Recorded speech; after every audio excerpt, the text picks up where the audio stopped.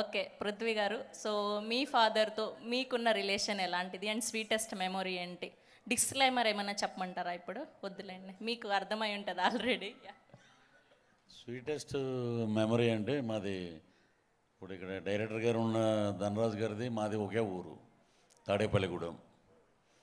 Sweetest memory ఏంటంటే ఎక్కువ మా నాన్నగారు రేలంగి గారితో, సీనియర్ యాక్టర్ రేలంగి గారు ఇంటి పక్కెళ్ళే మాది. అక్కడ వాళ్ళిద్దరికీ బాగా ఫ్రెండ్షిప్ ఉండేది. ఈ కొట్టటాలు అంటారు కదా, నేను 7th చదివేటప్పుడు అలా వచ్చి అక్కడ నిలబడి, మీరు ఎలా యాక్ట్ చేస్తారంటే అంత సీరియస్గా ఉండి నవ్వుతారు ఏంటి అని అడిగేవాడిని.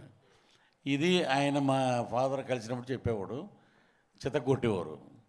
స్వీటెస్ట్ మెమరీ అంటే నేను డిగ్రీ మా ఊర్లో అసలు ఇటు ఎందుకు పనికిరాడు అన్నప్పుడు ఫస్ట్ క్లాస్లో పాస్ అయినాడు తాడేపల్లిగూడెం. తర్వాత ఎంఏ ఎకనామిక్స్ పాస్ అయ్యాను. తర్వాత ఆయన నో మోర్ ఆయన.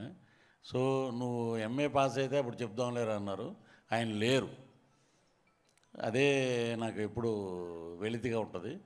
సో అదే నాకు స్వీటెస్ట్ మెమరీ అండి. Thank you.